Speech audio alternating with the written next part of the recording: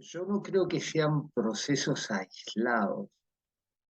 Eh, tampoco, tampoco quiero decir que sea algo planificado, pero sin lugar a dudas es una consecuencia, es un efecto de un sistema profundamente depredador, voraz, que no reconoce límites y que termina generando procesos que para nada son aislados, sino que son transversales, son sinérgicos.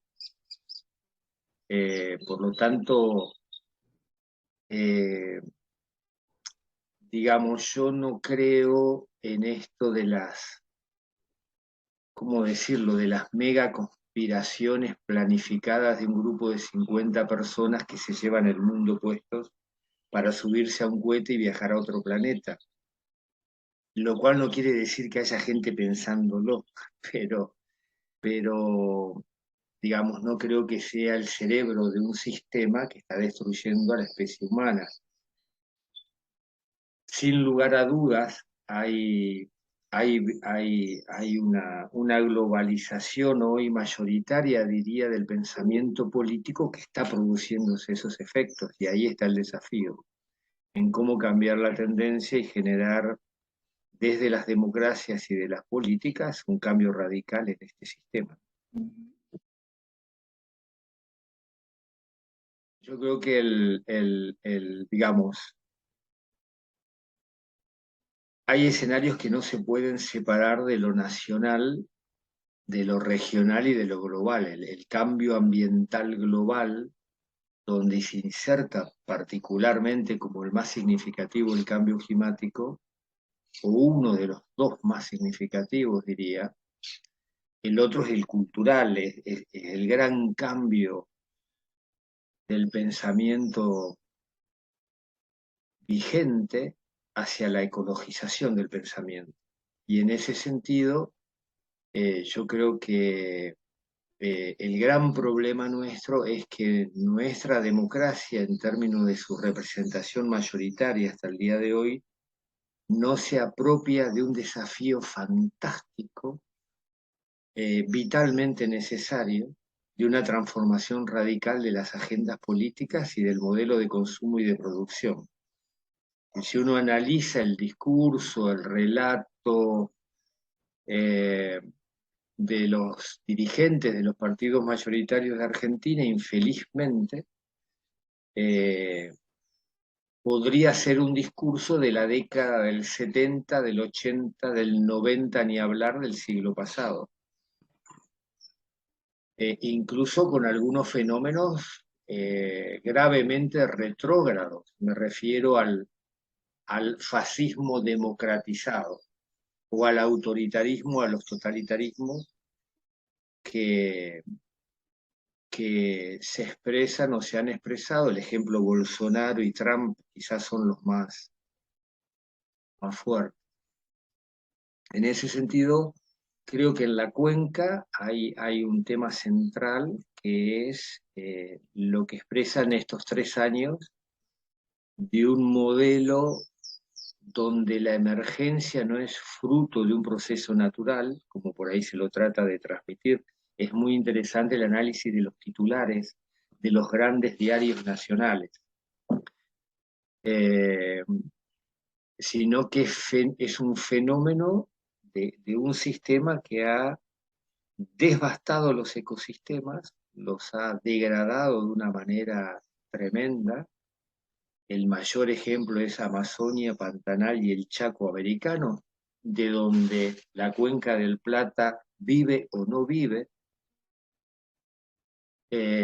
La disminución de los ríos voladores de Amazonia, por eso es muy importante el acuerdo entre Petro de Colombia y Lula de Brasil en el planteo de un proyecto ya en diálogo para que se inicie su marcha de deforestación cero en Amazonia. Lo mismo tiene que ocurrir en el gran pantanal brasilero, boliviano, uruguayo y en el Chaco americano, donde Argentina es relevante. Y el escenario no es positivo ahí. Es muy ¿cómo decirlo?, patéticamente gracioso ver a la mesa de enlace pidiendo subsidios, asistencia, una gran disminución de impuestos, cuando el modelo que ellos promocionan son la consecuencia de esta emergencia. Entonces, digamos, por si no lo saben, digamos, hay una estética de marketing, de Singenta, del año 2000, del año 2001, que es la bandera de la República Unida de la Soja, que es una bandera verde con el poroto de soja en el cono sur, Cuenca del Plata, y que es la causante en gran medida de lo que está pasando en Amazonia y aquí. Entonces, creo que los escenarios de falta de gestión democrática de Cuenca, tanto entre los países y particularmente en la Argentina, es muy grave. La necesidad no de hablar de hidrovía por un lado, o no de hablar de vía navegable troncal por un lado, como se está tratando de cambiar el nombre ahora, de la crisis pesquera por el otro lado, de la sequía por el otro lado, todos son visiones totalmente parciales. La necesidad de una gestión democrática de Cuenca, donde no solo están las provincias y el gobierno nacional, sino las organizaciones de derechos humanos, las organizaciones de la coordinación de pueblos indígenas, las organizaciones ecologistas, la academia totalmente territorializada con sus facultades más temáticamente involucradas en esto es relevante.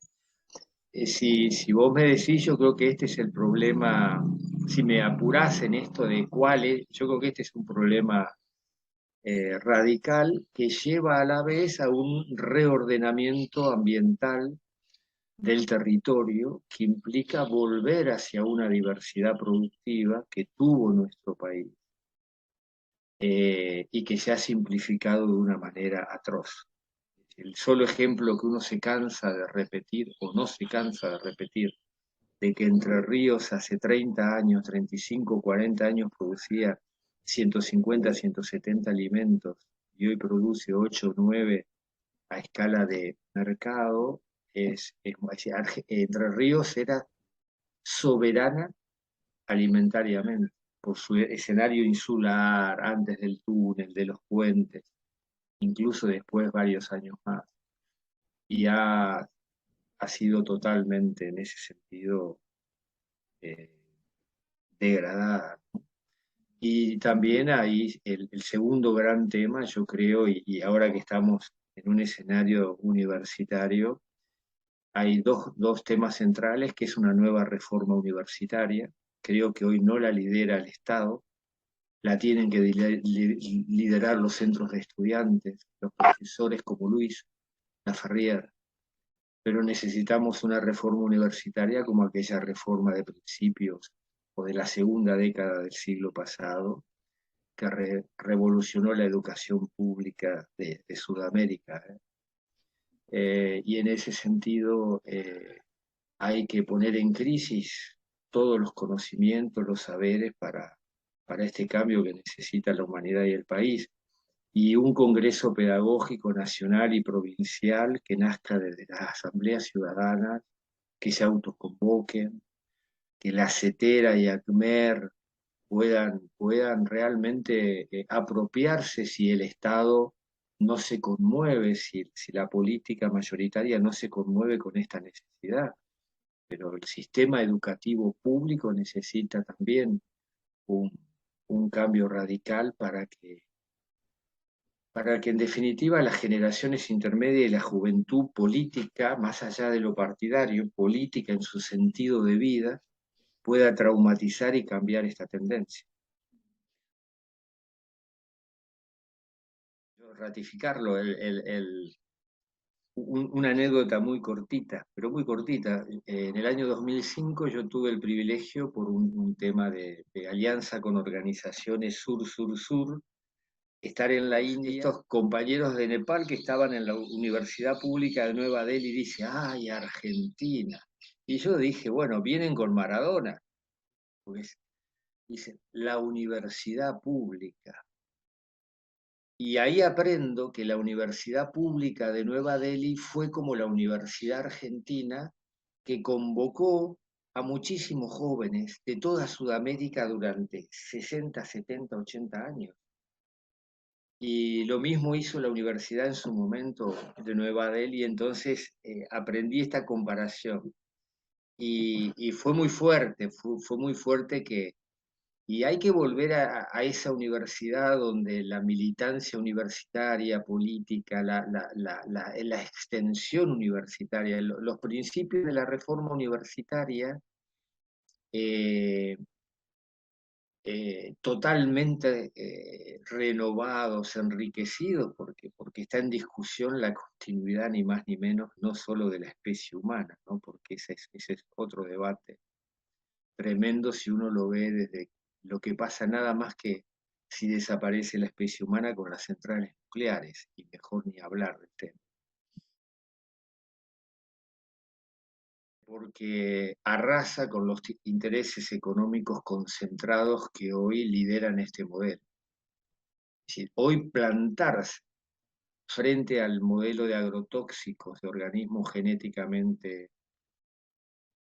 transformados, a los combustibles fósiles, al esquema de paraísos fiscales, que es atroz, que es realmente increíble. Es decir, hay una concentración del poder económico y del poder que lidera inclusive el escenario de los conflictos militares, que es muy, por eso hay un autor, Ezio Mancini, que escribió un librito por más o menos 1990 que se llama Democracia Ambiental y que dice que si las democracias no garantizan las transiciones democráticas en paz hacia sociedades sustentables, las crisis por el acceso a los bienes naturales, y no a los recursos naturales, a los bienes naturales, van a generar los totalitarismos del siglo XXI. Y yo creo que es una frase muy sabia, muy sabia. Entonces, las democracias, los partidos políticos, por ahí cuando se debate, Argentina necesita urgente un partido verde, quizás sí, o muchos en términos de la ecología política que tienen que ser semillitas verdes que se van prendiendo por cada localidad, por cada pueblito, por cada pueblo. Pero en realidad lo que necesitamos, porque nos quedan 15, 20 años para ese cambio, es que los partidos, por lo menos democráticos de verdad, eh, tengan una crisis, una traumatización ideológica tal que puedan renovarse rápidamente. Por eso hay que tener estas conversaciones en todos los ámbitos de las juventudes políticas, del justicialismo, del radicalismo, del socialismo, de la izquierda democrática y algunos que no quiero nombrar porque la verdad que no creo. Has tocado un tema central que es el de la pobreza. Y hay una frase muy, no hay justicia social sin justicia ambiental, es decir, no se puede separar el análisis del debate de transición hacia sociedades sustentables, va directamente atado a la mano de la pobreza, y donde ahí es central el debate sobre agroecología o el modelo actual. A la agroecología tiende a una diversificación productiva a escala humana.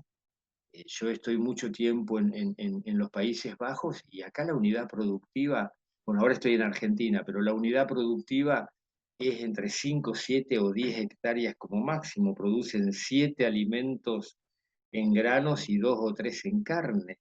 ¿Están subsidiados? Están subsidiados, pero es buena hora porque la gente se queda en el campo.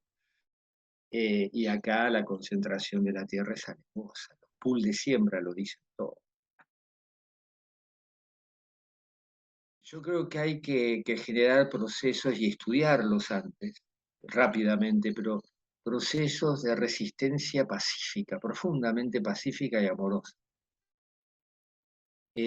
Gandhi es un ejemplo, digamos, es un ejemplo, pero creo que hay, como dice Carlos Galán, un maestro de Villa Constitución de la Cetera, que hay que pensar lo no pensado. Si hay que animarse a generar, a inventar, a crear procesos de movilización en paz que traumaticen y pongan en crisis a la dirigencia política intermedia, la que sea, eh, para ir produciendo estos cambios, porque en ese sentido creo que es como que hay que reinventar un pacifismo muy activista que termine como fue la movilización, podemos decir, feminista en la Argentina, que ha sido, más allá de compartir o no, yo quiero ser muy respetuoso en esto, pero como movilización que atravesó a los partidos políticos, que quebró, respondo a Mauricio Macri o respondo a Cristina y sus órdenes, pudo generar un algo que hay que generarlo en los procesos de ecologización del pensamiento y de la acción política, es decir, de esos sistemas de ideas relacionados con la acción, que no es una mala palabra y que son las ideologías. Pero si ahí no hay una capacidad de conversación, de diálogo, y por último hay que sí ser radical, porque la corrupción no es ideológica. O vos sos un bandido o no sos un bandido. Sos un ladrón o no. Pero es más grave robarle a los pueblos. Es aún más grave robarle a tu propio pueblo. Entonces, ahí el tema de la justicia, de su independencia, de su no tratar de cambiar sus posiciones de investigación y demás, es central también. Y por eso hay un documento, y ahí termino, que es el Manifiesto por la Vida, por una ética para la sustentabilidad, que es un documento fantástico, 52, 54 puntos, año 2002, que se los recomiendo muchísimo.